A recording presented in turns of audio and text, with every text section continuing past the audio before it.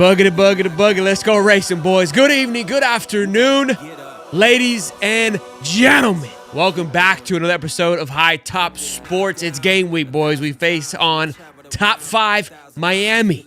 Should be an absolute banger. College game day will be there, 7:30 p.m. kickoff. You know we rocking and rolling. I do have some news. The wife's mucus plug, it broke.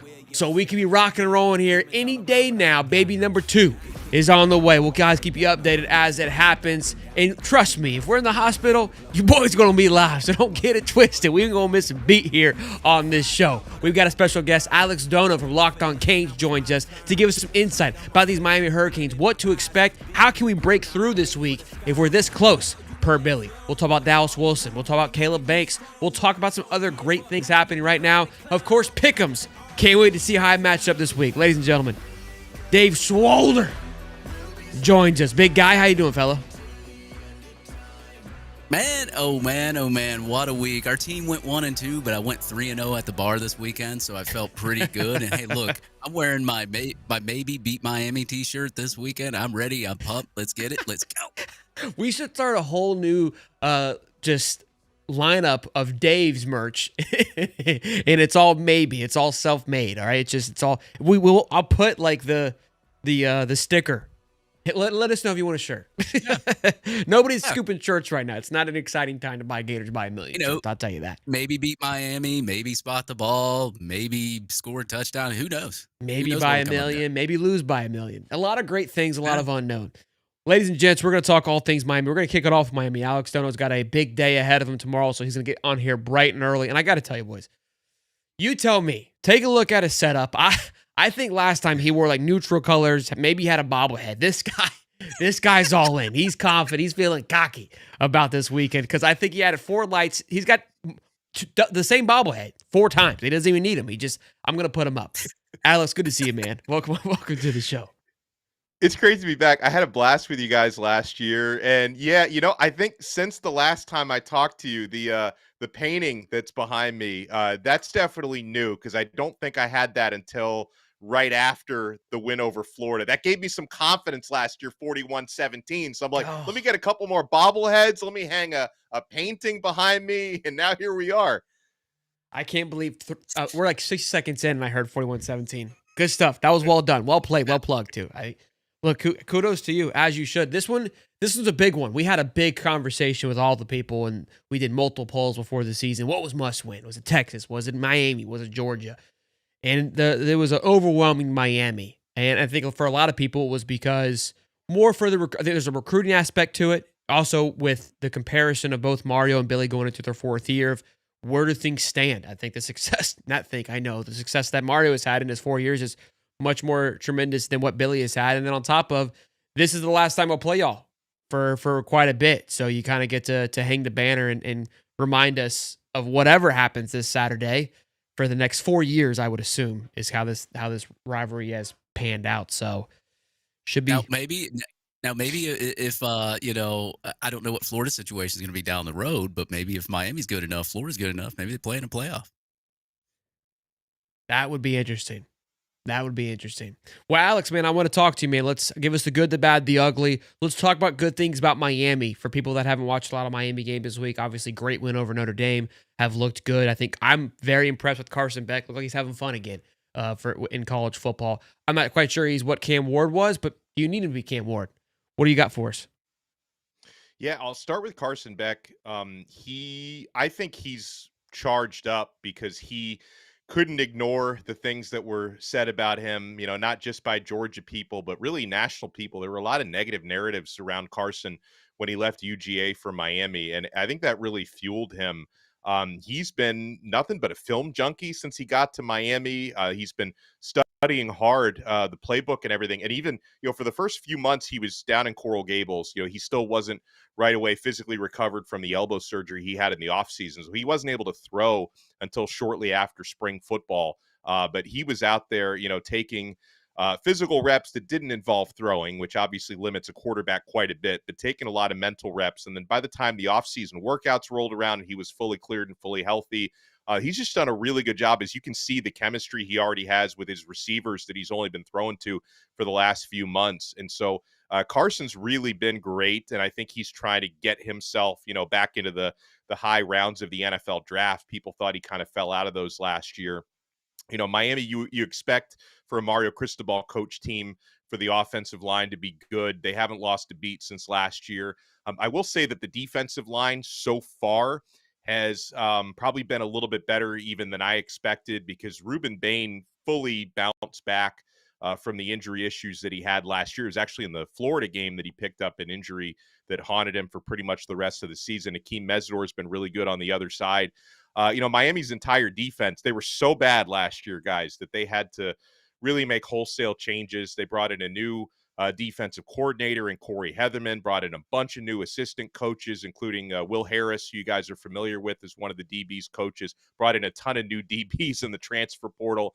It's a really different looking defense. Only 3 games in, and one of those was against Bethune-Cookman. So they've, I don't have like the best sample size of how many times they've truly been tested downfield, the defensive secondary, but so far they've done pretty well.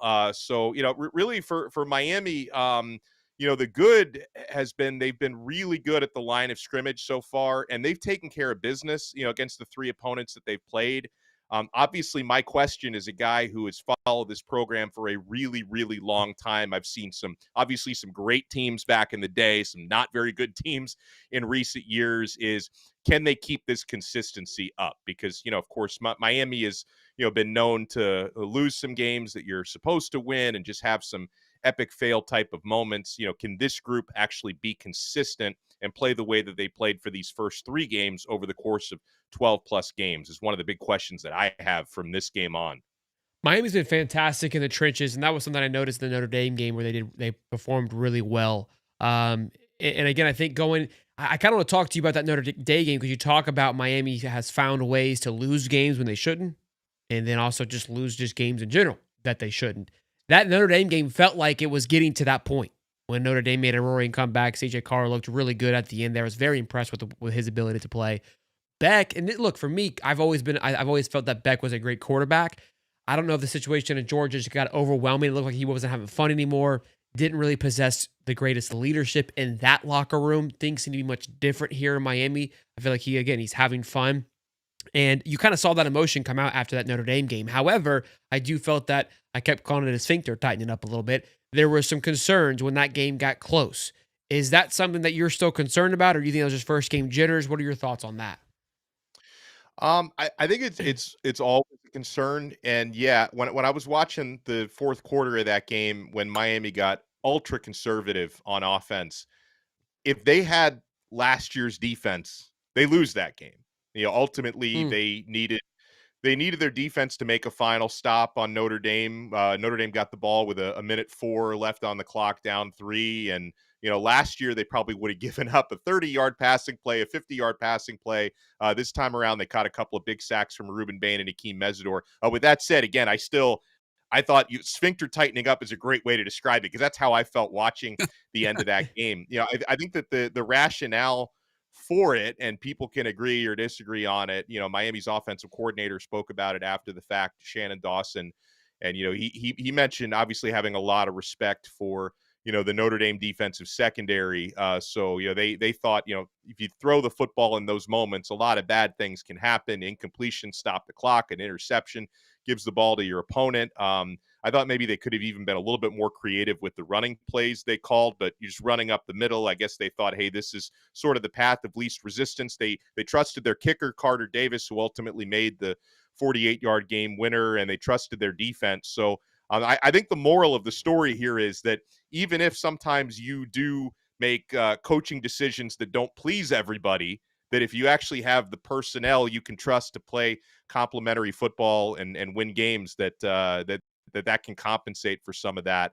So, they explained what the rationale was in that fourth quarter. They did get very careful and very conservative, and thankfully it worked out, right? Because obviously in the past, everyone remembers the Georgia Tech game from a couple years ago where they didn't take the knee and a fumble. This time your running backs held on to the football. Your defense didn't give up big plays when they needed to. So, at least if nothing else, the talent is what rose to the top in that late game situation. Those are those are big wins too that people don't realize. And again, you kind of saw Brian Kelly get emotional about that. Of these are close Mhm. games, and although it didn't maybe necessarily end the way that the whole game was going, to be able to pull it out in times where you've fumbled it is a good telltale sign that things are heading in a better direction. This Florida team has obviously got off to a little bit of a rough start. The spread being -7, I think is interesting. Again, at home, how Florida has looked, how Miami has looked. I think a lot of people expected it to probably be a little bit higher. There's been a lot of jokes from Florida fans have put the mortgage on. I think it opened up at 9, if I'm not mistaken, and it's come down a little bit. Why do you Mhm. think that is? So is there, because again, I think Florida hasn't truly tapped into the potential. We'll talk more about Florida, Dave and I, but why do you think it's 7 and not more? Yeah, I strongly feel that the reason why it's only about a touchdown, 7.5, depending on where you look, is, I mean, for one thing, there's the obvious rivalry factor, Mm, right? That you would figure this is a game Florida is really going to be up for. And, so many of the players on both sides played with each other or against each other in high school. There's a lot of Florida kids, a lot of Southeastern kids that have seen each other before. That's one thing. But I think the other thing to me is more prevalent why the spread is as small as it is that I think the take on Florida, and I've watched I didn't watch that much of the Long Island game, but I watched the majority of Florida's other two games. And even though, yeah, they lost those games to South Florida and to LSU, like I see a team that has a lot more talent than the results have indicated. There's just been so many self-inflicted wounds for the mm, Gators. So I think when you break it down that way, I think if you step into the mind of a handicapper and you step into the minds of people who are betting money on a game like this, like you're thinking in the back of your mind, okay, well, what if this is the game where Florida has a couple less penalties, few less interceptions than they had last week, right? Because you lost to LSU by 10 despite 5 interceptions. Usually you throw 5 interceptions, you lose the turnover margin like that. It's usually a blowout the other way. So I think that's kind of the thinking for the handicappers, who tend to be very good at their jobs, by the way, that hey, Florida's a much better team than they've actually shown. Miami, obviously, a really good team as well. That's why they still have the Hurricanes favored. But I think they're thinking, hey, if Florida can just make a few less mistakes, then this could really be a close one. How do you feel going into this game? Last year, I think the nerves were a bit different because we don't have any. It's just unknown. We're just talking. We've got some data this time. How you feeling? I'm feeling like Miami has every reason to win this game, but it's still concerning to me because I can't completely wipe out what I've seen in recent years of sometimes Miami just being a Jekyll and Hyde football team. And I'm sure people in Gainesville say the same thing about Florida. A lot of college football fans feel this way, but it's still early in the year, and like I expect Miami to win this game. And again, they have every reason to win it when it comes to the form that they've been in versus the form that Florida has been in. I talked about guys who have been stepping up from Miami. Gosh, the wide receivers have been great. And I respect Florida's defensive backfield. So I think there's going to be some really good matchups there to see how, players like Malachi Tony and CJ Daniels are going to perform, assuming Carson Beck gets some time to throw, if he can have the similar sort of success. But I think when you look at a rivalry game, sometimes you just throw the records out. Like, guys, I can think of so many years, and obviously for Miami, they see Florida State a lot more than they see Florida.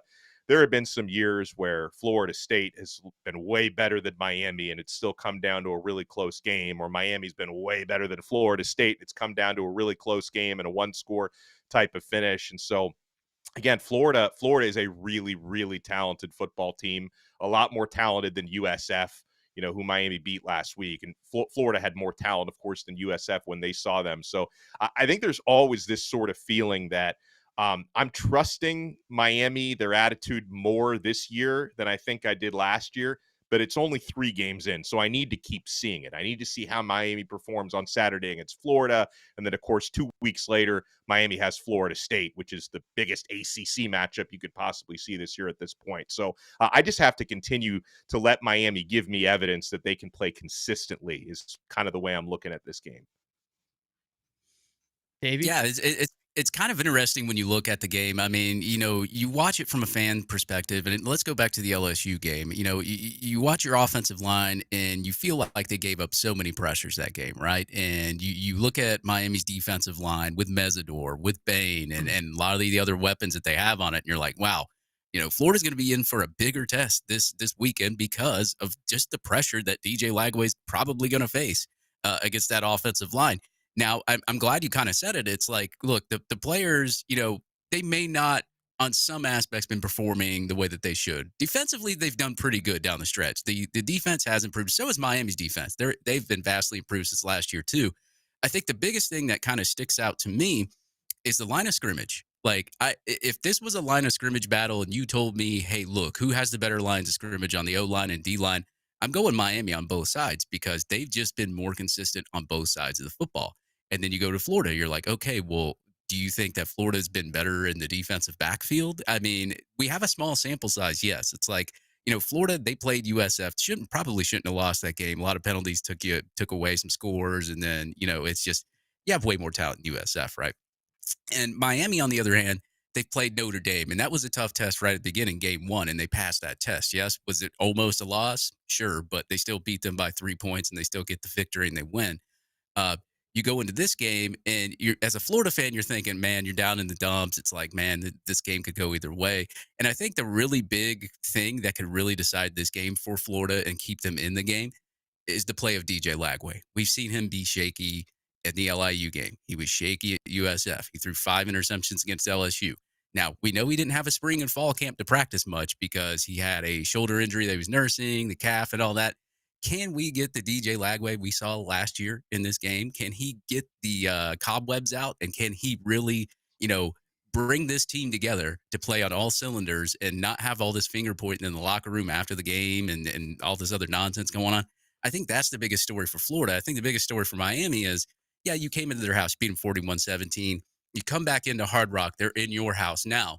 Can you solidify this victory? Because you look down that stretch, Florida State just got tougher. So that's going to be a bigger game down the stretch. But like you look down the schedule, Miami really doesn't have a game that it looks like they're not going to be favored in. So, I would believe that Florida and Florida State for Miami down the stretch are going to be the two main tests. And if you can get past those tests, Miami's probably off to the races and into the playoff and probably the ACC championship. Now, Georgia Tech looks good.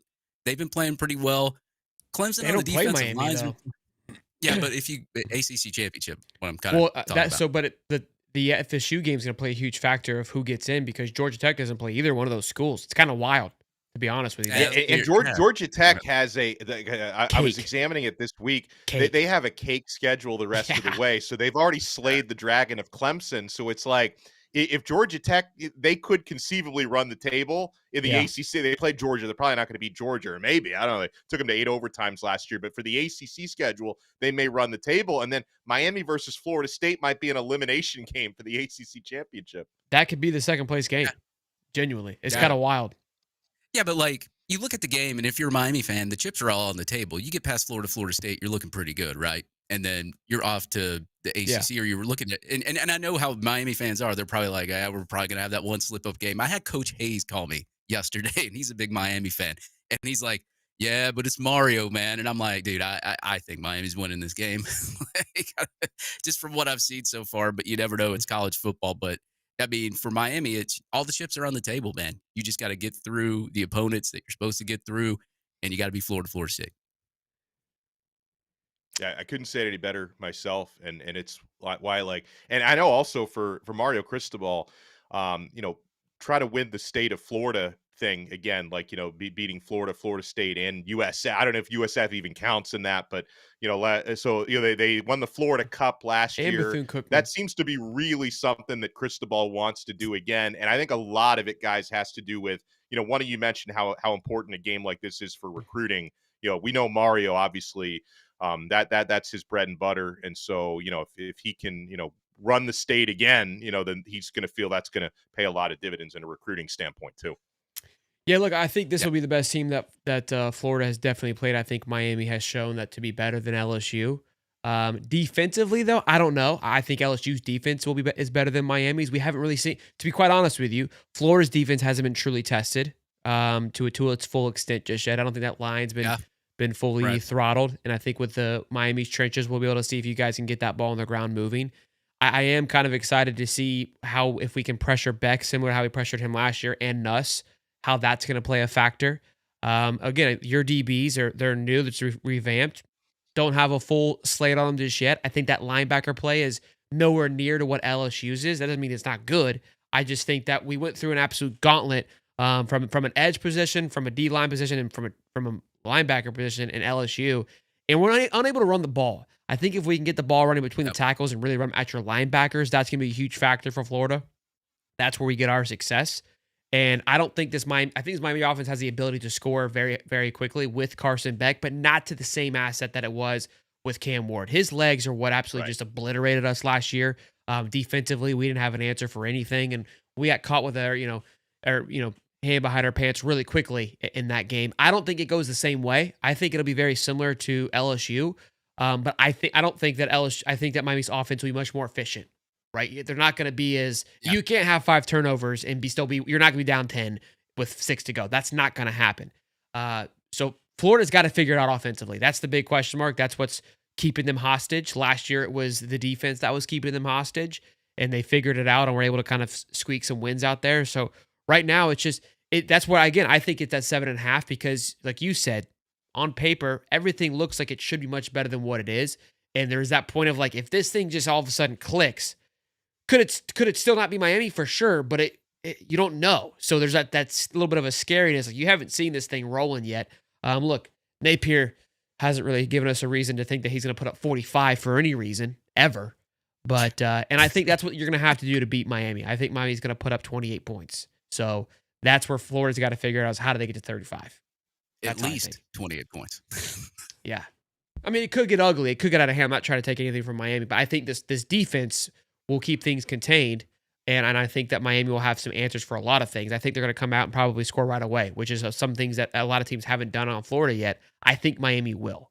That'll be the first big punch in the mouth to this Florida defense, and then how our offense respond will be a massive telltale sign of how the game is going to go personally.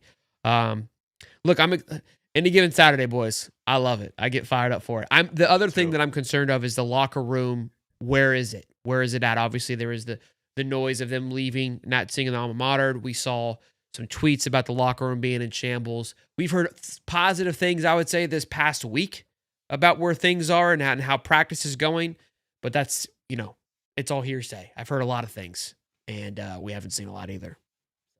Yeah. At the end of the day, one team gets to talk trash to the other one at the end of the game. And look, like Dono's like me, man. He's a professional, but he's going to talk some trash. Yeah. And the thing is, like, I wait until after the game because like some people are, if I talk too much smack leading up to it, then, you not just you guys, but everybody's going to run me through the ringer. I let the team do my talking, and then I'll throw in a couple jabs afterwards. Like I hit some USF fans pretty hard last week. I think some feelings were hurt, but it is what it is. I moved on to Florida. Yeah, Just I'm not beat the like that. I'm going to talk notifications, shit beforehand. I mean, not that I have much ammo this go around, but I'm definitely more of a believer of talking. If you're going to talk, you got to talk. You can't wait till things are going well. I'm not a fan of that. Yeah, I'm a little bit of a coward. Yeah, you got to put. Listen, you got to put it out there. That's just kind of the way that I when people are like, oh, don't talk smack. What happens if it go your way? Like then I can't talk smack at all. Like that's how that works. I've got like hundreds of tweets floating out there. I'm sure bookmarked. Yeah, already. it's an ACC thing. Holly's the same way. He doesn't like to say anything until after the fact. Oh, either. really? So I get it. You guys get scared. Don't want to talk smack beforehand. As Well, 7-dog we take favorites the tone at of home. our commissioner, like the ACC commissioner, is like the absolute like weakest guy I've ever seen running a runs in the conference. family. But, Then. the leadership trickles down to the ACC fans. We take the cue of our commish. Yeah, look, I'm disappointed, Dono. You have an opportunity here. Look, I was talking a ton of smack on the USF game, and I had to eat my words. It's just part of the game. It's all for it. It is what it is. I don't play the game. I mean, there was one thing that I put on film today that, if it doesn't go Miami's way, is going to get thrown in my face 1,000 ways, because I gave my official score prediction on Locked On Canes today. And so, obviously for the last little over a year and a couple of weeks, Miami fans have had the 41-16. We've always had that in our back It was pocket. 17, I think right? this year, 41-17. I'm sorry. Yeah, you're God, right. you suck at 41-17. this. You can't even. You Well, can't. here's the reason why. Because I got ahead of myself. So it's 41-17 last year. My score prediction this year is 42-16. That's the one Okay. we're going to have in our There back you go. pockets. We're going to go. I got Mario Cristobal's belt right here. I got the Gator. We're going belt there to we ass, go. I boys. got him. We cut him There loose. we We go. cut There him we go. loose. There we go. There we go. Belt to Gator. Belt to Gator. I can't wait. I can't Belt to wait. Gator. I love it. Well, Mick, I mean, I think it's going to be a good game. People call me crazy, call me Disney Gator. I'll be dialed in Saturday, 7:30 p.m., rocking with the boys. Again, I still think that it hasn't seen its full potential. I genuinely believe that. Again, Billy hasn't given me any reason to be confident. DJ's performance, I feel genuinely concerned on it. I think we had Beck in a little bit of a blender last year on defense. And I think that, I remember that. Yeah, Cam Ward was a treat. I don't think that you guys realize. I mean, you probably do, but Miami fans don't realize the things that he was able to do with his feet and just extend plays were exceptional. I think your wide receiver room is much better than last year, though. Obviously, Restrepo. Yeah, I agree. Restrepo got away with a lot because of his quarterback's mobility. Genuinely, Yeah, that Malachi Tony dude's pretty good. yeah, he's Dude, he's annoyingly he good. is incredible, and it's like I knew he was and is going to be a really good one because like I watched him in American Heritage, and the guy did everything. Like in the state playoffs, you know, his quarterback Diabell got hurt, so like, all right, we got this receiver Malachi Tony, we're going to have him play quarterback, and he wasn't just running around, like he was slinging it too. They win a state championship, so like I knew this kid could be really good, but he enrolls at Miami a year early. And so I'm thinking, all right, maybe like for the Notre Dame game, he may not be ready to like fully go out there and contribute. And the guy leads the team in receiving. So he's really a special one. I'm pumped about Malachi Tony. He's like Kadarius Tony. Kadarius Tony played quarterback and he was a receiver. Yeah, and people are always asking me if they're related, and they're not. But it's like it seems like they should be, right? They got the last name, the position they play. They got a lot in common. Their elusiveness. Yeah. Look, I think the one positive thing Florida has going for them is I don't remember that game. Obviously, you put up 41 points. We only put up 17. Is we had a defensive blunder going on. Like nobody knew how to play defense, and then there was obviously the change, and then our defense has improved and has kind of been on that track. So maybe it was a chess play by Billy. You have no clue what we've got to throw you defensively. You know what I mean? That's what I'm going to ride on too. So 4D chess. I mean, right honestly. There. Now, offensively, I don't think people know what we're throwing at him either because I don't even think we know what we're throwing at you offensively. So there's that battle that we're dealing with. Hopefully it's not interceptions. 42-16. I was going to ask you the score prediction, so that's awesome. But Alex, tell them where they can give you. I don't think many people on this channel will be tuning in to Locked On Canes, but maybe after the fact to see you, if possibly, whip a Gator with the belt. If not, you can come back on here and we can hopefully we're whipping a cane or bird, whatever you guys call yourselves, with a belt. Yeah, ibis or something. Yeah, no, I appreciate you guys for having me. And at the end of the day, like even though we don't share the sports allegiance, obviously you guys are great at what you do, and I love that we can converse since last year. It's great, and more than happy. I know we may not play each other again for a while, but I'm more than happy to come on any other time it pops up. And yeah, I host Locked On Canes every day on YouTube and on all the audio platforms. Just search Locked On Canes. I also co-host Locked On ACC, which is why I have some strong feelings about the commissioner and some of the other things going on. So you can check me out on either one of those shows. Obviously, for this week, maybe Gator fans are interested because we obviously talked a lot about Miami versus Florida. So you can check that out on Locked On Canes. Awesome. Alex, you're awesome, man. Thank you for joining us. Go ahead, Dave. I was going to say, I know Alex Dono talks a little trash against Florida. That's fine, but he does really good work in what he does. So follow him if you're interested in anything Miami.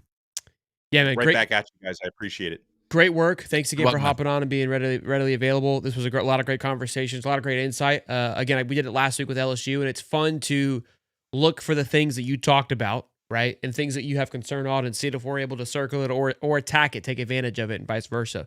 So much appreciated, man. Go Gators. Go Canes. See ya.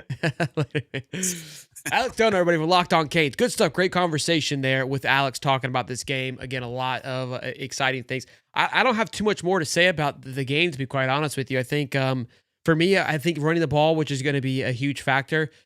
And DJ has to flip a switch. And that's the weird thing about it is that I couldn't believe it. I've said this before, but after USF, I was like, I don't think it can get any worse. And then it got tremendously worse, which was crazy.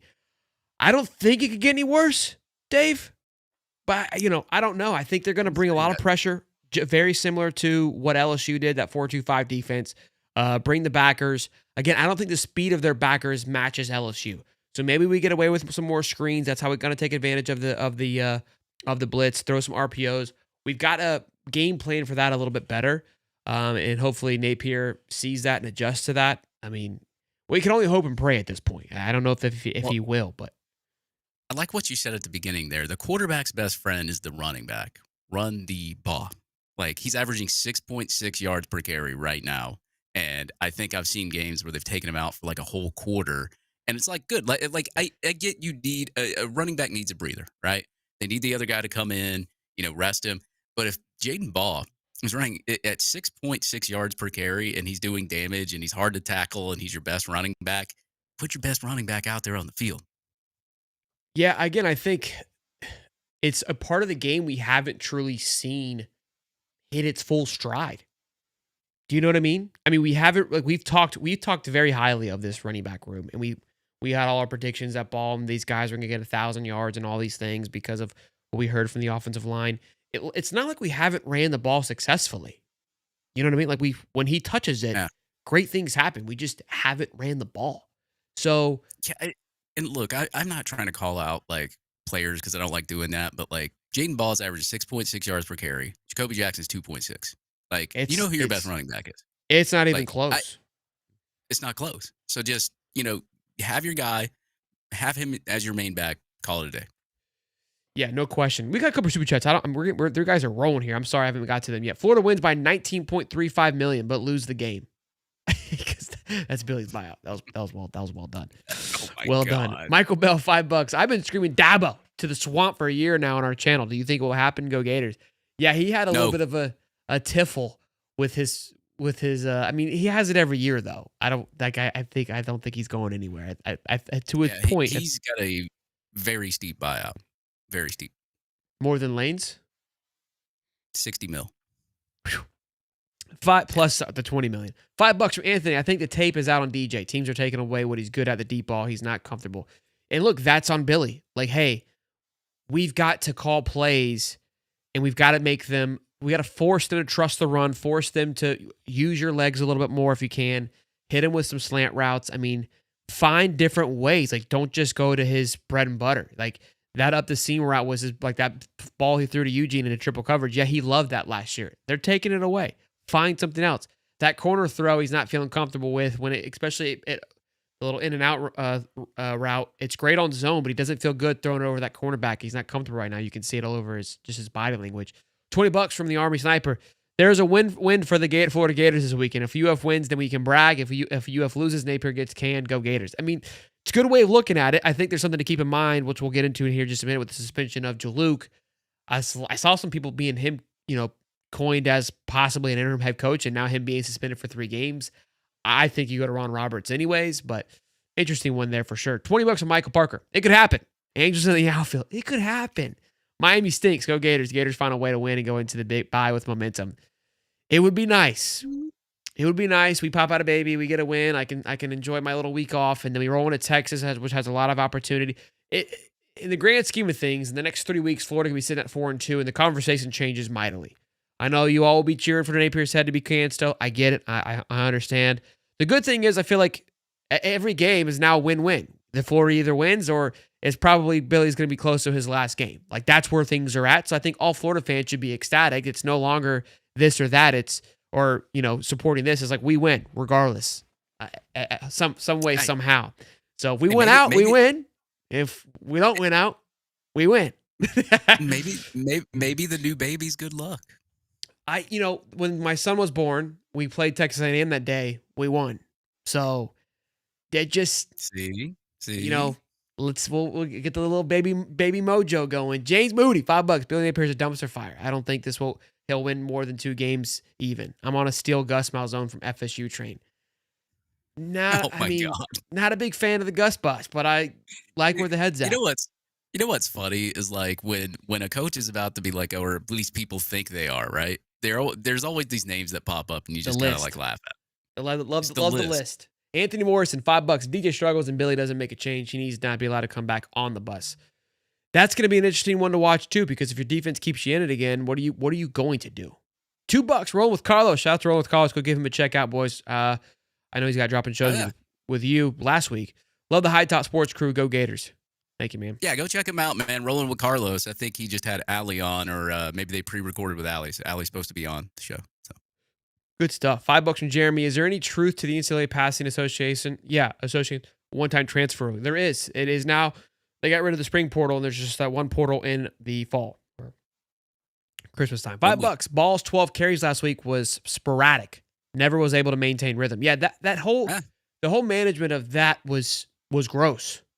I said it was not fun to watch. 360 strong, boys. Smash the like button, subscribe. Welcome to the show. Appreciate y'all tuning in. Let's talk about this here, boys and girls. Some big time stuff. Go ahead. Real quick before you do that, Jaden Baugh has forced 18 missed tackles so far this year, and he's had 8 runs of 10 plus yards or more, but he's averaging 4.4 yards after contact. Give that guy the ball. I don't get it. I don't get it. I'm all about getting DJ into the rhythm, but you can't. I mean, you could be 3-0 if you didn't worry about getting DJ into the rhythm, but it takes pressure off of him though. Yeah, he's got a good run back. Yeah, you got one of the best. Coach Jaluka, our running back coach, gets handsy at the LSU game. We heard about the pregame scuffle that went down. I loved it. I didn't know a coach slapped another player. I thought it was just players on player crime here, but I was highly mistaken. Look, this is not a good look. I mean, there's no sugarcoating this. I met Jaluk, great guy. Heat of the moment. You can't condone it. You never can. There's no room for this. I see, dude. What I hate is this situation always stirs a debate, and I think because a lot of people, like I mentioned on Monday's show, have an emotional connection with Jaluk, and they're like, this is a grown man saying some disrespectful things to another grown man. He's gonna get hit. I get it. It's just 2 grown men getting after it. But as a coach, you have to hold yourself to a higher standard. And you can't hit me with, as a player, you got to. Yeah, you're right. He didn't hit the coach. He just said some words. So, I mean, it's funny, but you can't support it. 3 game suspension is wild, given the fact that we got Sharon Moore literally cheating at Michigan and only gets 2 games. Really shows. Look, I don't necessarily think that hitting somebody or whatever is worse than cheating, but it is kind of funny where both are a disgrace to the game. If we're being honest. Yeah, especially as a grown adult, I don't know how old Jaluk is or anything like that, but an 18, 19, 20-year-old kid saying something to you, I mean, it really doesn't even really matter. To me, I would have just been like, okay, whatever. We're just going to beat you on the field. I don't know what was said, though. Maybe he said some really nasty stuff and he deserved a slap in the face and deserved a little slice of slappioka. But I just don't know. It's just one of those situations. You got to know who you are and what you're doing. There's so many people that I've seen on X who hold high, they hold a high title, right? I've seen some of our boosters go off. People know that the boosters they know who they are, right? But you got to hold yourself at a higher standard, right? So in a way, yeah, maybe you do want to slap the dude in the face. Maybe you do want to punch the dude. Maybe you do. Maybe it does get on your nerves. But you got to be able to be like, silly. We'll just beat you. Whatever. And look, when you get older, you stop caring about a lot of things. I don't know why Jaluk did what he did or why he did. But when I first heard about it, I laughed. I laughed hysterically. I was like, dude, he slapped the guy? Because I remember seeing the scuffle, but you could see it from a bird's eye view away. You never saw anything up close. You were just laughing. They got in a scuffle. That was it. Then it comes out, he slapped some dude. And then you're laughing about it. But then you think about it and you're like, why did he do that? You're going to get suspended. Something's going to happen to you at that point. Maybe he spit in his face. Again, that's kind of been the running thing. That's the only thing that I would honestly be a little more okay. But at the same time, there's plenty of people around to go, hey, you got spit on. Now, I don't think the SEC would still say it doesn't matter. You can't hit a player. There is a hierarchy here, and you can't do that. So wild times. Not a good look, man, for the culture at Florida, and all things considered. If you can't beat them on the field, beat them off the field, right? Yeah, we got Spitgate, Slapgate. What else we got going on? That was bad. Spitgate, Slapgate. There was Shouldergate, Calfgate before the season. Yeah, but that's not a culture. That's not a culture issue. No, that was Oh, we've Bootgate. heard about the Um, locker room situation. That's kind of with we don't know. We're yeah, McDonald's meme gate. Yeah. yeah. Not it's not. It's just not. I mean, look, it could be the storm before the calm. Maybe I don't know. It's when it rains, it pours Jeez. though. When it rains, it pours. And what's crazy is Napier had to apologize again for another action on this situation.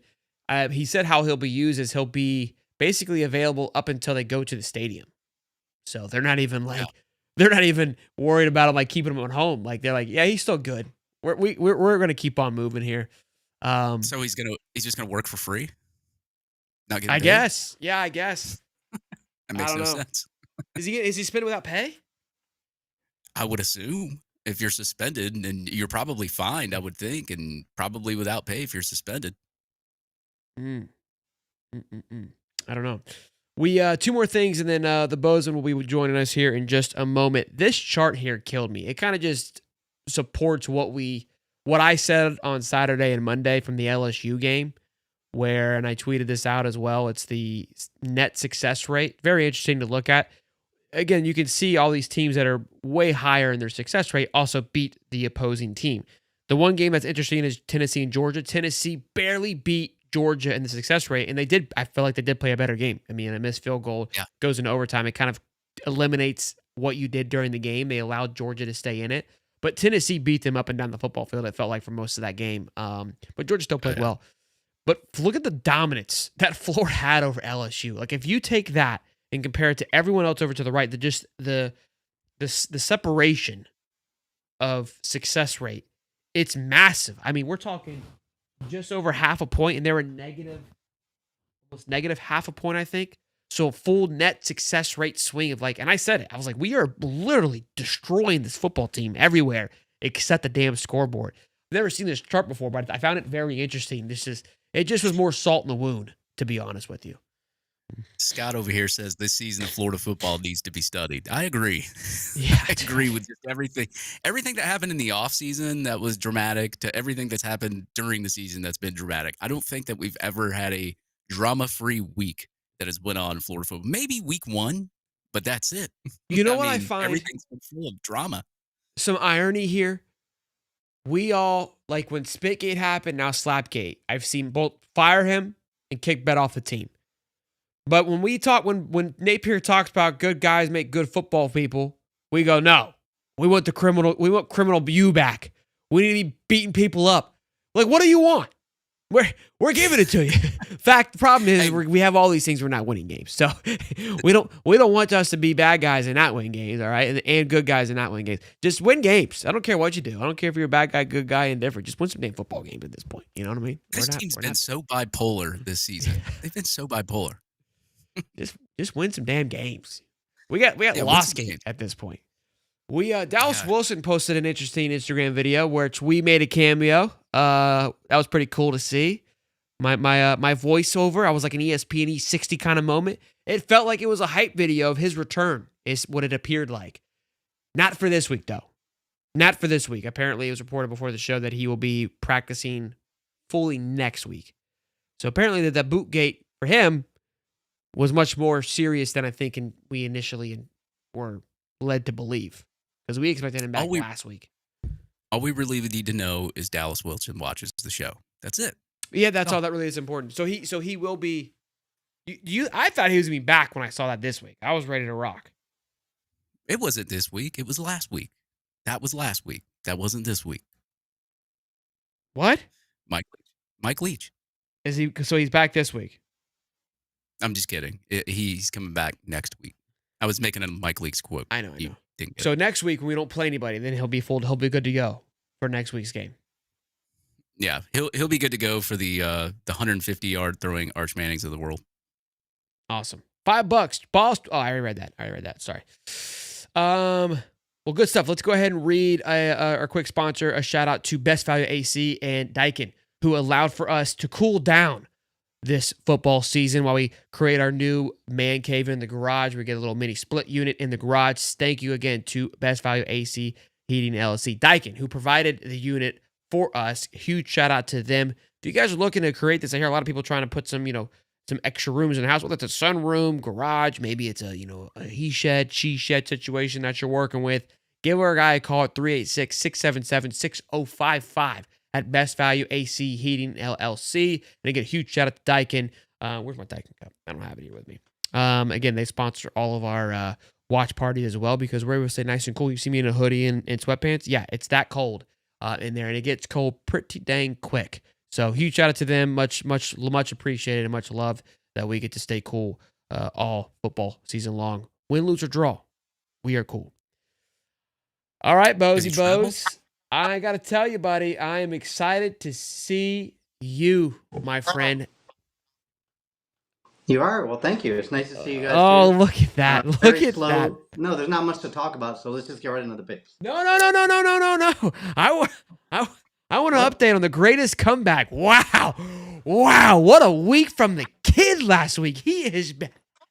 You know what's great? I got a quick little rant because I had to deal with, since your light up hat, your whiteboard, like all the stuff, and I told you I was going to turn it on. It hasn't been the best for you, which is fine. Look, it's a long season. I understand that. I'm not too concerned about that. But what makes it even sweeter is that I'm playing a game here. You know? Like I'm playing toe to toe, and I'm willing to go, hey, I'm gonna go with these guys. Like I'm at this point, I'm just fading you. You know what I mean? Like I'm in your head. I'm rent free in this son of a gun. I'm not even using ball knowledge. I'm just playing against you, and it's eating you up. Now you're over here thinking, second guessing, like where's Shelton gonna go? It don't matter, pumpkin, because I'm going where you ain't going. And now you don't know who to pick. Can we get an update on the score, kiddo? Yeah, sure. You know what? That's fine. I actually deserve all that, and I'll take it because I was definitely gloating when you were 2-10, and you've made a great comeback. Last week you were 5-2. The only losses you had were Georgia, which Georgia won the game, but it was 3.5. Half a point. You lost by the hook. Brutal. Yeah, half a point. And then you had Florida, which the spread I think was brutal. 7. And if that 4th and 5th interception, if they kick a field goal, you get a push. You could have been undefeated 6-0-1, but Dave was 5-2. Dave just picks the games, no research. It's crazy. Yeah, I don't need research, baby. Crazy. Give me the pick. Oh, Bozeman froze. No. Yeah, I'd log off too. You're froze up, Dave. Bose, go ahead. On one of the islands. Yeah. What is that? We're in your wife's headphones. Is that you, Mick? No, it's Shelton. Oh, You're talking to me. shoot. Wait, maybe you'll pick. Hold on, you'll pick better than he will. Yeah. This Let's is go ahead awesome. and do let's go This ahead. is awesome. This game. Oh man, he cut his wife off. That was so fun. That was so fun. Mike, is that you? Oh man, I didn't think she could hear me. I tried so hard not to laugh, and that was great. It kind of worked. That was great. $5 a Mills. You think we get DK Badger? We took DK and Badger for granted, seeing they're both NFL receivers. Maybe they got open more, made DJ look better. P.S. Mizell got a start. That's a good thought. I don't think his 5 interceptions are based on open. That was funny. I'm back. I'm sorry. Can you hear me? Yeah, I was more excited your wife was going to make picks. You probably do better. But nonetheless, you're Probably. back. No, so the overall records, Dave is in first place. I can't believe it. He's 11-14, and me and Shelton are tied 10-15, 1 game back. So it's a tight race, boys. It's a tight race. And just like Look at that, me, baby. the kid is back. Wow. You're back. Just keep fading me. You'll be in first place. I love it. We got some barn burners this weekend, boys. Some tight ones here. Texas Tech, Utah, -3. I don't think Vegas knows where to go with this one. And I got a special thing here after with me and Bozeman. We're going to talk a couple of our sponsor, Koshi. I'm super pumped to talk about this. It's really cool stuff here that a lot of people might be interested to check into. So we'll hang on for that. We'll put the Bozeman brains to the test here. Tech and the Utah Utes, Bose. Where are you going? Spoiler alert, I'm going Oppo. That's how much I feel good about this game. I mean, I guess if it ain't broke, don't fix it, right? But hey, there's going to be games you're picking first, too. You can't just fade me every pick. I did it, and you still went Oppo because I'm in your head. Oh, jeez. All right. In my head. Both teams. Dave, stay out of it. Both teams 3-0, number 16 versus number 17. Texas Tech, they got all the hype with the NIL and the recruits are starting to come there. But they haven't played much of anybody. They played Arkansas, Pine Bluff, Kent State, Oregon State. Oregon State's usually solid, but they don't look too good this year.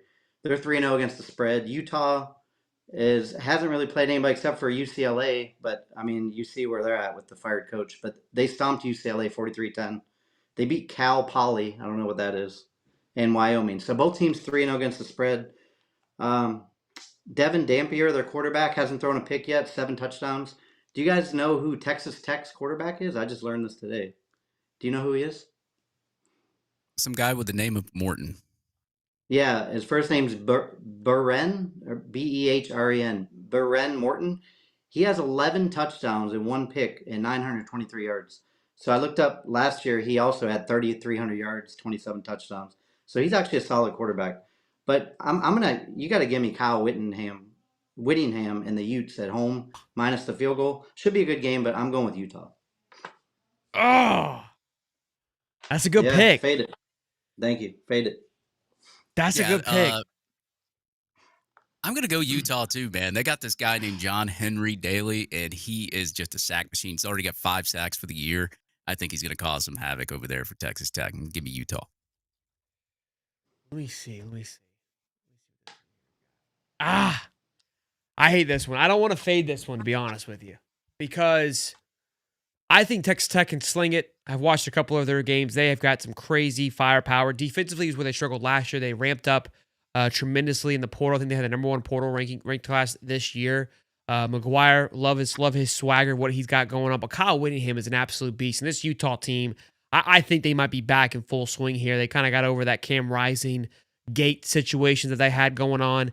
Defensively, I think that's where they're going to shut down Texas Tech. Texas Tech kind of got into a few blunders even last week with their game. If they hit a couple of flat tires and a couple of bumps, that's what I don't know. And I think this Utah offense is more firepower than we've ever seen its ability to do. Their quarterback, I think, is on Heisman watch right now. 7 interceptions again. Texas Tech's experience, though, I like a lot. It's at Utah. That place gets rowdy. We know it. I want to fade it like nobody's business because I've been riding it, but I really thought you were going to pull a blunder here and pick Texas Tech. Utah is a smart pick here. I think -3 is... I think that people are getting too bought in. I think it could be, honestly, -6. I think Utah really handles them pretty well here. Big 12 matchup as well. I think both teams, there's a lot of unknown, but Kyle Whittingham, for me, I think is the big factor. And we know when a team like this for Utah is rolling, it's dangerous. And I can't bet against it. I got to be smart about it, too. This isn't me pussing out. I just feel really, really good about this Utah team. I'll go first on this one. We got Auburn, Oklahoma, a little family reunion with Jackson Arnold. They asked Brent Venables, is Jackson the same kid? He goes, yeah, he is. Just got a good squad around him. I don't know who he was taking a shot at on that, because that's a little bit of self-inflicted that we didn't do a good enough job putting support around him, but also like he is the same person. And to be honest with you, he probably is. We didn't see him throw too much. I think Oklahoma rolls Auburn. I think defensively they're going to throw a lot at Auburn, and John Mateer is going to slice and dice this Auburn team every which way. I don't think it's going to be a good homecoming for Jackson Arnold. I think Brent's going to take advantage of it, and I think it should have been -10, to be quite honest with you. Dave? Yeah, I'm going to go with everything you said. I'm going to Choklahoma too, because they play in the SEC now, and this is their first test that they're going to get against the Auburn Tigers. Who Jackson Arnold, he's been okay, haven't played anybody yet, and threw for 501, but Mateer's already got almost double the yardage. Give me Oklahoma. Hey, Mama. Go ahead, buddy. Yeah, another 3-0 versus 3-0 matchup, another ranked matchup, 22 versus 11. Series history, Oklahoma's up 3-0. They haven't played much. Auburn's key win this year was against Baylor in week 1. And Oklahoma's was against Michigan last week. Oklahoma's 2-1 against the spread. Auburn 1-2. Jackson Arnold, looks like, Auburn's finally got a decent quarterback. They should have a good year. He's got no interceptions, 4 touchdowns, 500 yards. The running back has 4 touchdowns, 314 yards, Jeremiah Cobb. John Mateer is the guy that everyone's talking about, 944 yards, 5 touchdowns. I'm going to make it unanimous and also get Oklahoma -6. Boomer.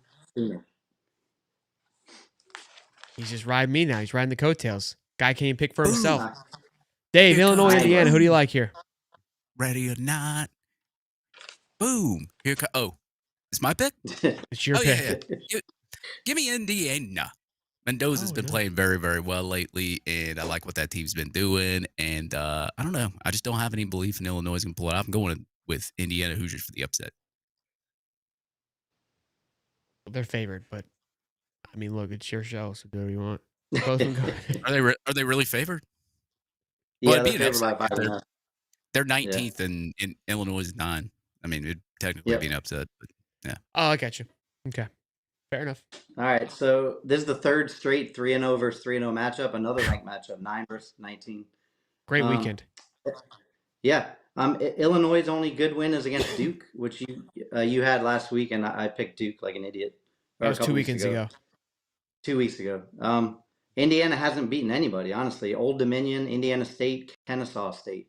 They're 2-1 against the spread. Illinois 3-0 against the spread. Illinois, of course, Luke Altmaier, senior quarterback, 709 yards, 8 touchdowns, 0 picks, 72%. That Fernando Mendoza, Dave was talking about, transfer from Cal, 9 touchdowns, no picks, 72%. So neither. These stats are crazy. Altmaier, 709 yards, Mendoza, 708. Altmaier, 8 TDs, Mendoza, 9 TDs. 0 interceptions, 72%, 70%. I mean, how close can you get? They're 1 yard apart and 1 touchdown apart. But I don't understand the spread either, so I'm taking Illinois plus the points. They probably will win, but I'm definitely taking the 5.5 points. Golly. We're in the same boat today. Choice. This kills me. There's still 3 more games. It's fine. But I love 3 more games. Yeah, I love Luke Altmaier here a lot. I love Coach Brett. Big fan. I think Kurtz and Getty. I think he's maybe a little overrated. Big game in Indiana. Look, they won some good ones last year, but I felt like when things got hot and spicy for Kurt, they just got absolutely bodied. Illinois played great in big time games last year, especially the one against Penn State, if I remember correctly. The difference for me is going to be Luke. I don't like that. I'm giving you 5. That's my problem. I think 3, I could ride with it. I could do the oppo here. Oh, brother. Give me the Who's. I'm 50-50 on it. I'm okay with taking a floppy pick here. I'm okay with it. Okay. I'm okay with it. I want to go for Illinois, but I gotta take a lead here. I see you're trying to just copycat me. You can't think for yourself anymore. You're in shambles, and I get it. I'm cool with it. God! I just saw the comment. Yeah, we've got Michigan, Nebraska getting 2.5. Big game in my opinion. I think it's one of the most underrated games of the weekend. Maybe it's not underrated. I don't know. Nebraska has a lot of hype and excitement behind it. I want them to be good. I think it's fun when they're good. Bose, you're up first, big fella. Yeah, so another great matchup. It's not a 3-0 versus a 3-0, but it's 3-0 versus 2-1, and the 2-1 team is ranked Michigan 21. Michigan's won the last 4, including 45-7 in 2023, but that's the year that they cheated and won the Natty. Michigan has lost. They lost to Oklahoma, and then they beat New Mexico and Central Michigan, 1-2 against the spread. Nebraska beat Cincinnati, Akron, and Houston Christian, so nothing really. Cincinnati was a decent win. They're 2-1 against the spread. The 2 superstar quarterbacks, Bryce Underwood, Dylan Raiola. Dylan's got 829 yards, 8 touchdowns, no picks, 77%. So he's progressing from his freshman year.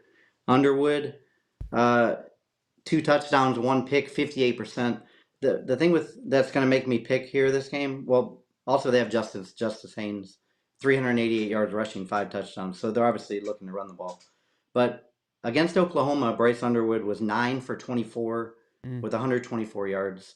The other 2 teams were cupcakes. So he did struggle on that road game against Oklahoma. So I'm going to say he struggles again at this road game. Nebraska's getting 2.5. I'm going to ride the Dylan Raiola hype train. This will be a big win that'll get Nebraska, all their fans riled up because they got some good fans. So I'm going to take Nebraska plus 2.5. Damn, he's picking the dogs this weekend. I like it. Dave?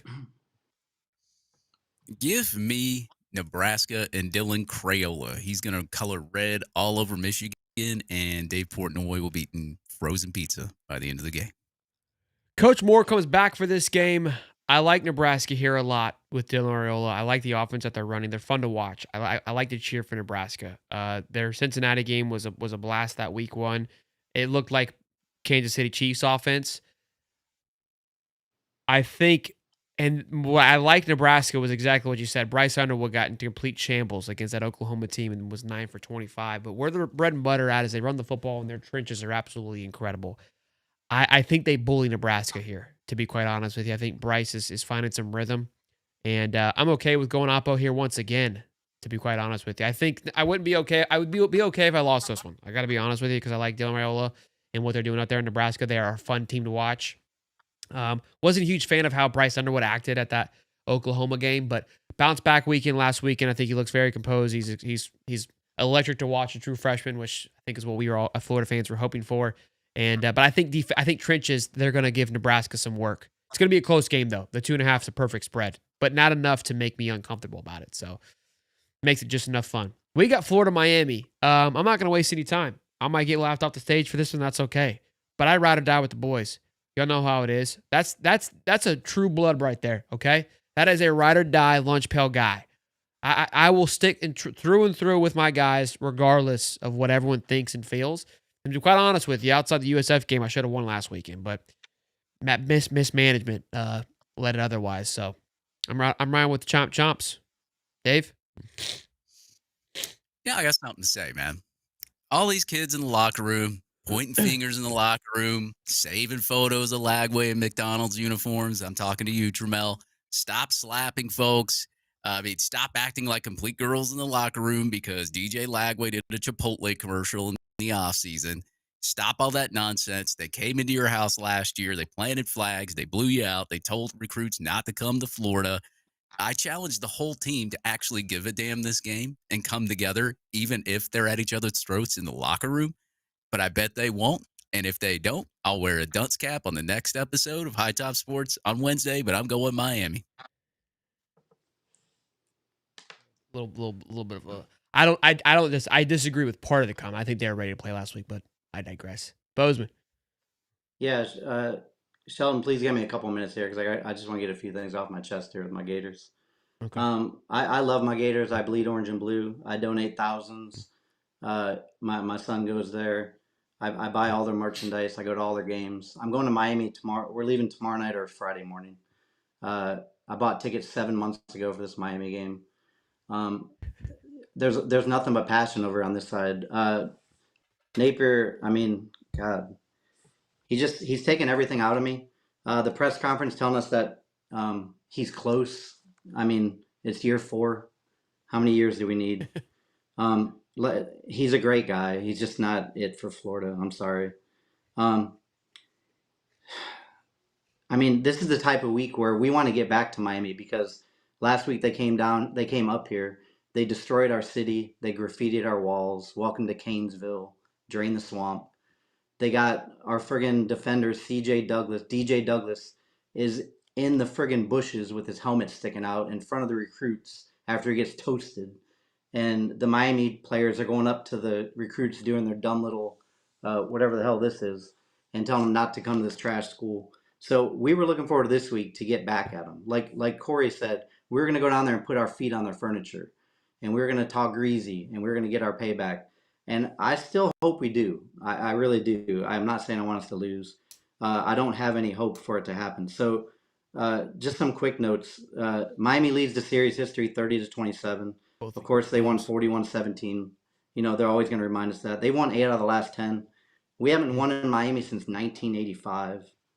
But Miami hasn't won a natty in 8,632 days. So that makes me feel good. When was the last time they won the ACC championship? They've been in the ACC 20 years. They've never won the championship, but they were in the championship game one time in 2017 against Clemson and lost 38-3. So that would be 0. So back to Napier. He's 20-21. He's 10-15 in the SEC. 6 losses to unranked teams. This stat is going to kill you guys. He's 4-13 on the road. I'm almost done. He has not beaten a team with a winning record on the road. So any of our road wins, the teams have finished below 500 for the year. That's incredible.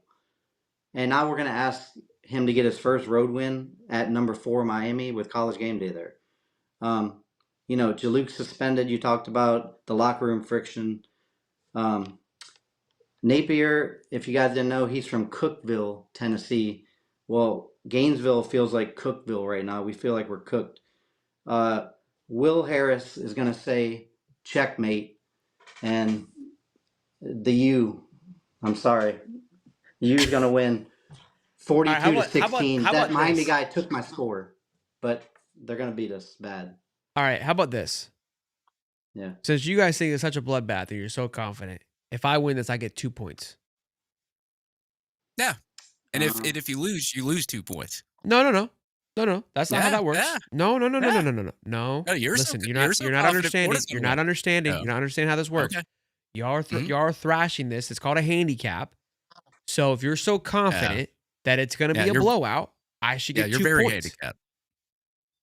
That's how you're talking. I'm going off of your words. All right. We'll give you 2 points. Back it up. Castell, he said he wanted all the smoke. I just heard him say it. It was all over the internet. You want all the smoke. Well, you're entering a fire at Hard Rock. You better put that damn thing out. I'll give you 2 points if they win. Bozeman, you agree? It's gotta be.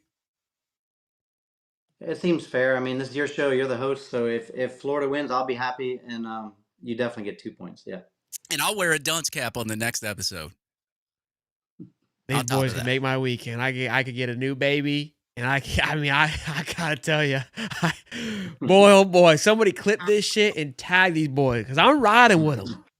I want all the smoke with you, boys. Let's go get it. Listen, I'm riding with them. I'm gonna be there. I'm going down there. I think Bozeman should have to wear a clown nose for picking 42-16. I mean, I'll wear a dunce cap. He'll wear a clown nose. How about that? Dave just making all kinds of stuff for you. Yeah, we're all in. Yes, I'm in. Right. So anybody that watches this show, I know some of the people in the locker room watch this show.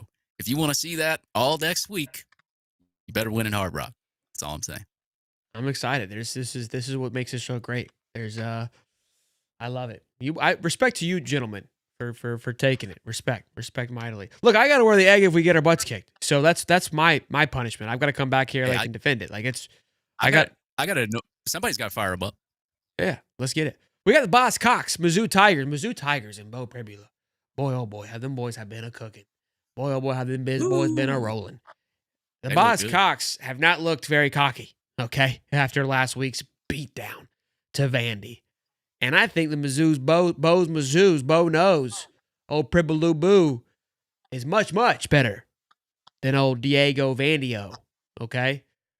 It's 11.5, right? Is that right? Yeah, 11.5. The only spread, in my opinion, that seems respectable. The other one seems to think about this. Think about how the Boz Cox have looked and the expectation for them outside of last week. And think about the expectation for Mizzou. And I know they've looked good. To be 11.5 at Mizzou, and Florida's only 7.5. I'm just saying, put it to pieces together, make it work, do something with it, do a little front flip. I don't know, but you tell me. I like Mizzou to cover this all day long. I think Beamer is out of his. To me, Beamer and Billy are very similar. A lot of things that we like and are excited about, but just ain't got his temper tantrums. They're overdue. They were cool and cute the first week and a half while you were there, and I get he was pissed off last week, but you look stupid. You're a grown ass man with kids. Lock it in. You're 4'9". You're getting your ass kicked by the dork this weekend. Just letting you know. Give me the Tigers. Bozzy. Yeah, I'm Oh, go ahead, Dave. Dave takes 2 seconds. Dave just flying off the seat. Go ahead, Dave. I get straight to the point. You guys, I'll let y'all do y'all's talking. Give me the Tigers. Yeah, I knew he was falling the train there. I think he goes off who gives the best speech. That's what I've learned. Whoever fires them up the most. I've been watching Missouri play. They're on fire. All right, so I'm going to give you the stats, and I'm going to tell you my pick. And South Carolina's 1-2 against the spread. They did lose to Vandy last week, but that was their only loss, and that was because Lenore Sellers went out with a concussion. Mizzou is 3-0 against the spread, but they played Central Arkansas, Louisiana, and Kansas. Kansas was a good win. Bo Pribula, you talked about, he's 7 touchdowns, 1 pick, 791 yards. The running back, Ahmad Hardy, Ahmad Hardy is the number 2 rusher in the nation with 462 yards and 5 touchdowns. And Missouri averages 52 points per game. So giving you all those stats, 3-0 against the spread, Bo Pribula, Hardy, number 2 running back, 52 points a game. I'm riding the Cox, baby. That's too many points. Yeah, That's too you many are. points. Yeah, And you are. no, it all depends if Sellers is going to play, but they said he's, I checked today, he was questionable. I had Mizzou originally. I just scratched it out. If he plays, we're covering. If he doesn't, I don't know, but I got to ride the Cox. They're good to me. Well, Yeah, most of the look, time. this back half here got dicey. There's 1, 2, 3, 4 for me, 5 possible points for me here. Dave's got a this one. This is a crazy week so far, and I think this game could cause us even for more craziness. Dave, you're up first. Baylor versus ASU. Give me ASU. I'm quick. Go. That's it. Pause. Bozy. 2-1 against 2-1.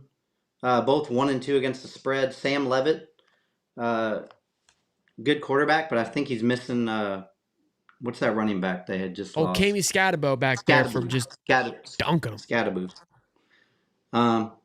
The quarterback for Baylor, Sawyer Robinson, 1,070 yards already in 3 Guy's games. a dog. 10 touchdowns, 2 picks.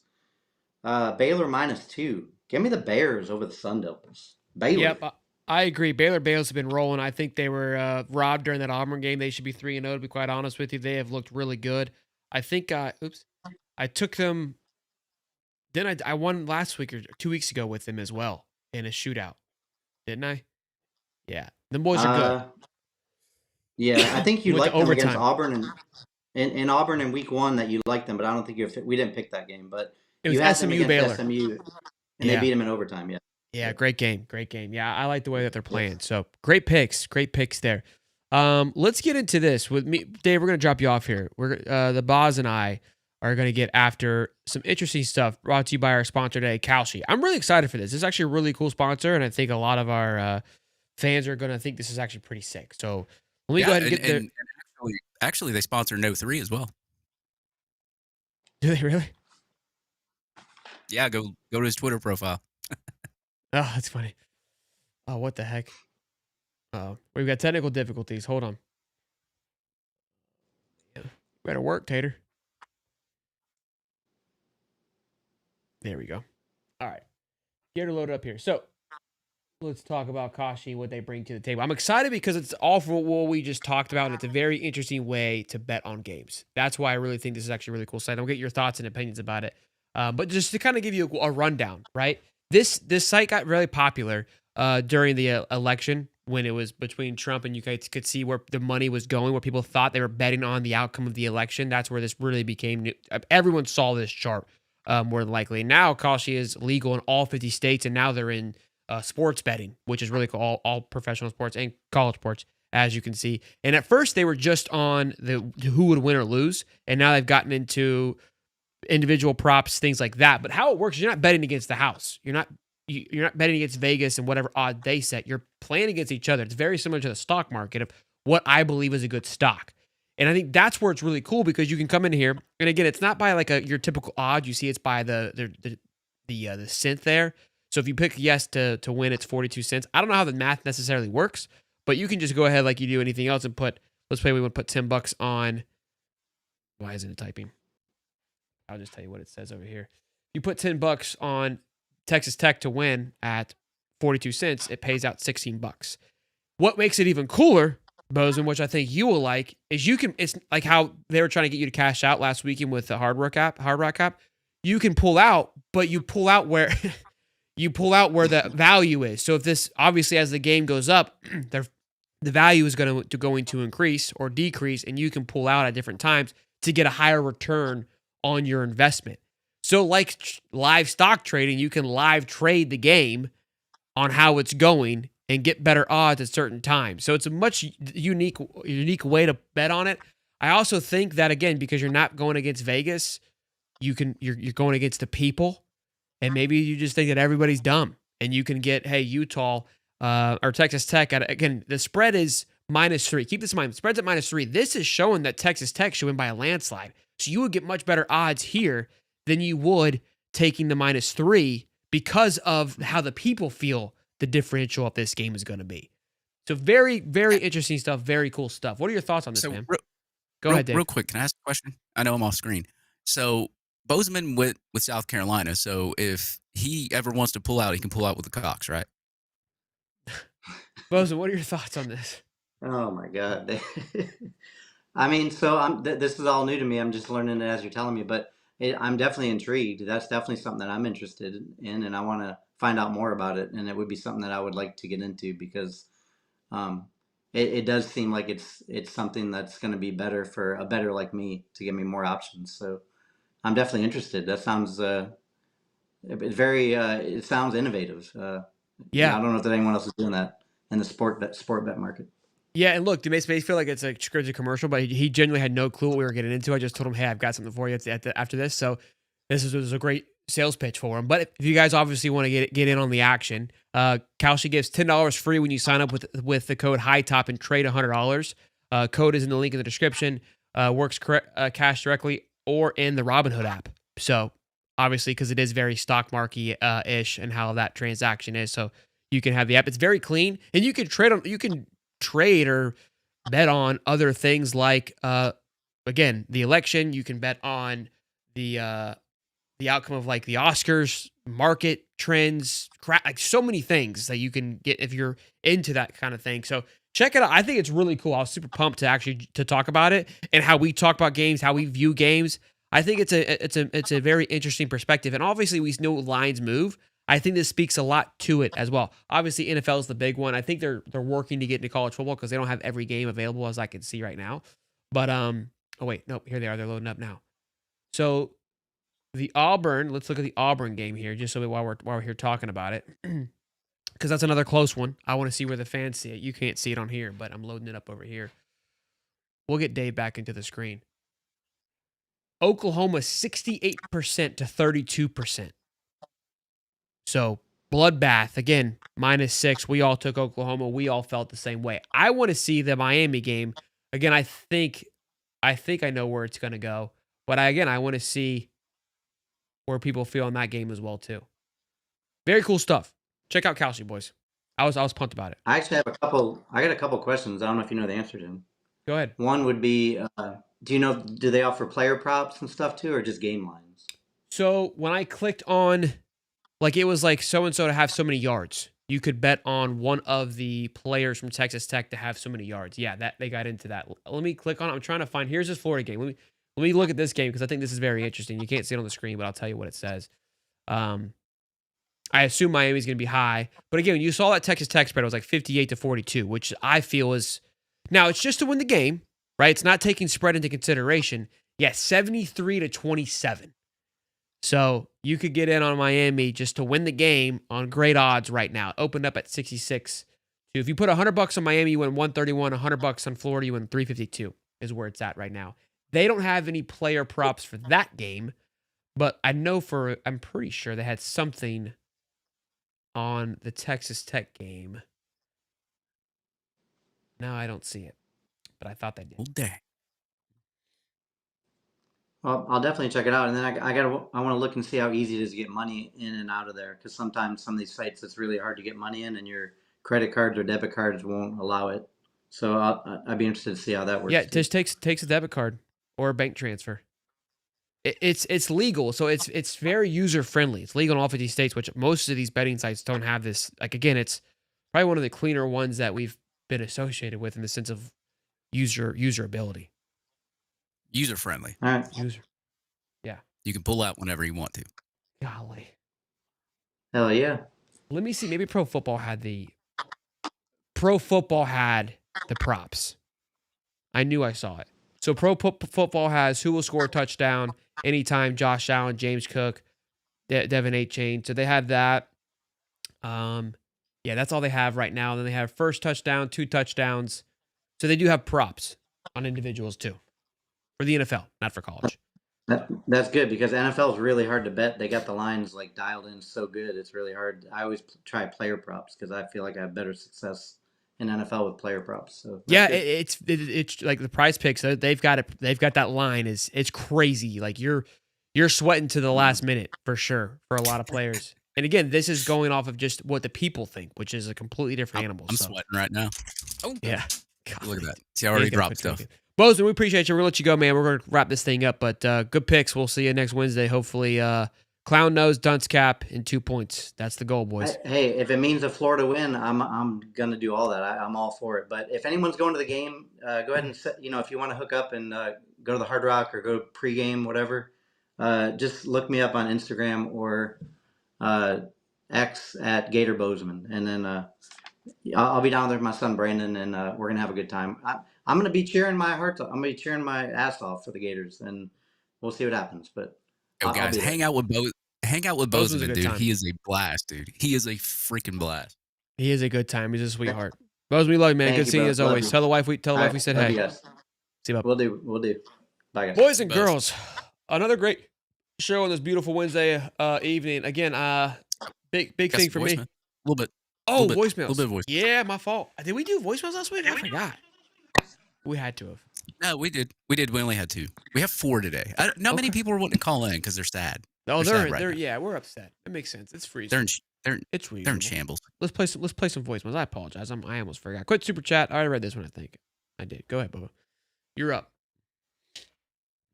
Hey, fellas. Long time listener, first time caller. Dylan. And I just got one question, and I feel like it's on everyone's mind. When do we start blaming this all on Cam Parker? I mean, it had to be said. I don't want to be the one to say it, but I think it has to be done. I think at this point, there's nowhere else to point but Cam Parker. I don't know what you guys think. I want to hear your opinions about it, but that's just where I'm at with the whole situation. So appreciate you guys. I appreciate everything you guys do other than when Cam Parker's on the show. That kind of sucks. But, appreciate you guys. Thank you. Yeah, I mean, wow. Whoever that is. He might wind up firing Cam. Yeah, he's on to something. I really think, like when Zach Goodall was running over at Sports Illustrated, things were going well. He's got something on. Think about it. Cam comes on to Smelling Salts. We lose 41-17. That could, that was something I haven't looked to just yet. We keep putting the blame on Billy, but it could be the Cam Parker gate. It's definitely something to consider, for sure. It could be. It could be. I mean, that was his boss that just called in. Yeah. I mean, yeah. He could handle it. He could handle it. He can. Hi guys, it's me again. I think it's time we let Nick Crew go. I've had enough of this crap. It's sad when I'm like, fire the guy. But I honestly think it's time to tear this thing down and start from scratch. I honestly think it's time that we start from scratch and hit the portal hard and see what happens next year. And by the way, I want Lane Kiffin because we need a guy who doesn't give a crap, and Billy's not that guy. So I think it's time we move on. The defense is alive. 2 touchdowns and two touchdowns in 3 games, and we're 1-2. It's not the defense's fault. It's Billy's play calling, and I think it's time. I think it's time to clean house and let this crap coaching staff go. Go Gators! Love the show. You guys are the best. Appreciate it, man. Yeah, look, that's damn, he got even Lucas off the train, bro. Lucas was big on Billy. Lucas is also in shambles, man. That's yeah. You got Lucas. I mean, heck, you even had Hal Lewis in shambles this week, man. And Hal was like Billy's boy. Yeah. I mean, it's ugly out there. It's ugly out there. What else we got, big fella? Hey, Shelton. Sean, New Jersey. Just wanted to call and just a few different things around my mind. First of all, I don't want to hear you or anybody else in the Gator media apologize anymore. I understand where you guys are at and how you must feel being, part of the face of, our media and getting the news out to us and what you hope is the most objective way possible, right, as a journalist. But at the same time, like, you guys did that, right? And I think all it is that we just were blinded by, a lot of different factors. And, we weren't wrong about everything. The defense is legit. We have a legitimate championship level defense. I don't think anybody was wrong about that. I think it's there. I think what we just didn't see was another level of ineptitude coming from the offensive side of the ball and Billy Napier. And really that's what it comes down to. So I just wanted to say that, and, you guys just keep doing what you're doing. It's a sad state of affairs right now. I heard this earlier on Gators Breakdown. We are the only rival of all of our rivals that is unranked. All of our rivals are ranked in the top 15 right now. All of them have coaches that have been coaching 4+ years as the coach of their programs, and where we're at right now. So it's over, man. We gotta press the reset button, hard reset on all this, and I think we gotta keep putting the pressure on now as fans. I really do. I feel like I was kind of starting to get into that when I did the Collins show. Like, we have to be able to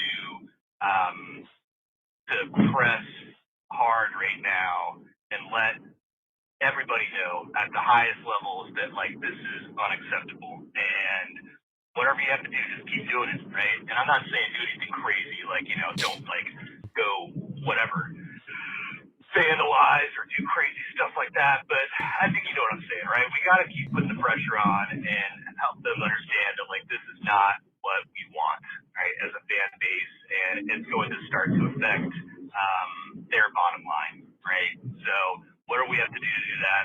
Let's do it. Go Gators, all kinds of weather. Always going to be a fan, always going to keep watching. You got cut off. Here, we'll finish it here. You got one more minute. All right. One more quick message. Sean, New Jersey. This might not get played, but whatever. Billy Napier, good guy, whatever. Dude's a liar. Like, he is a straight up liar. Either that or he's just complete imbecile. I just, like, can't get over this, like, thought. It just, like, keeps going through my head. Like, how do you look at that quarterback play and honestly tell us he's getting better every single week? Getting better, looks great, and then out on the field, that's what we see. And I'm not just talking about the mistakes. I'm talking mechanically. I'm talking footwork.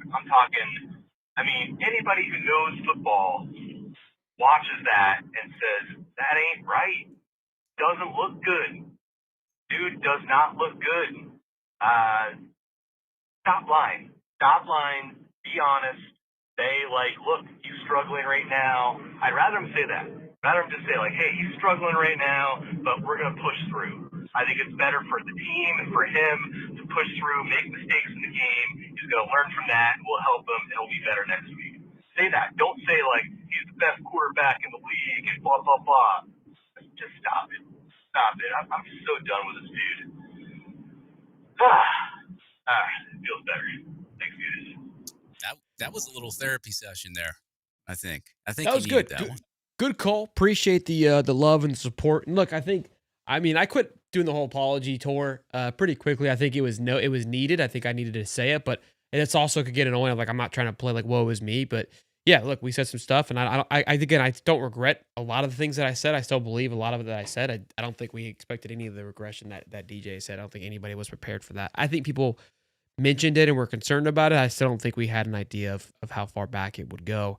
Yeah, hard reset is definitely when he kind of put it out there, man, all of our rivals. I saw that tweet this week from Gator Dave about all of our rivals being ranked in the top 15 and all kind of being in the year 4 or 5 and where they should be and thriving. And here we are. Shambles. Spot the ball. Yeah. And look, I know I'm more of the more direct and more, I guess, kind of, if you want to call me honest or whatever, he's more the Disney Gator. I think it's good because we both cancel each other out, makes the I show don't entertaining and all that. You just said I'm more honest and I'm more Disney Gator. I don't think that was a compliment. It was a backhanded compliment for sure. Yeah, well, whatever. And critical. There we go. Critical. Yeah, There we is that go. better? I'll take that. So I'm more critical. He's more the Disney Gator. But hey, look, we all bleed orange and blue. We love doing this show. We love providing entertainment for the audience, and that's what we're here for, regardless of what we say or what we think on the show. I mean, I was all pumped. I thought this roster was going to be one of the best in college football. We were going to score at least 30 points per game. The defense would improve. Didn't turn out that way. There's some coaching issues here at Florida. It's been here for 4 years. It hasn't went away. But we're here to entertain, and we're here to stick behind our opinions. And when I'm wrong, Shelton lets me know. When he's wrong, I let him know, and that's how we do it. So yeah, it does suck right now. I mean, hopefully, if Florida can pull off some sort of victory or make people happier within the next few weeks, I don't see it. Shelton does. And that's just what it is. But at the end of the day, we love doing the show. It's the best day of the week. And I'll keep doing the show, whether we're 0-12 or 12-0. We ain't going nowhere. That's for dang sure. Unless my baby comes in the next couple of days, I might be MIA for a bit. But we're gonna look. Show goes on the road. Wifey knows. She's all about the streaming at the hospital. Yep. So The we show will goes be on, rocking baby. and rolling regardless. This kid better not come. She's got 4 hours that I cannot arrive. He or she. I don't know. We don't know what it is. But yeah. Appreciate y'all boys as always for tuning in and hanging out with us on a beautiful Wednesday afternoon. Be good. Smash the like button. Subscribe. We'll see y'all Friday morning, 9:25 for our college game day preview show. Be there or be square. Till next time, boys. Peace and love.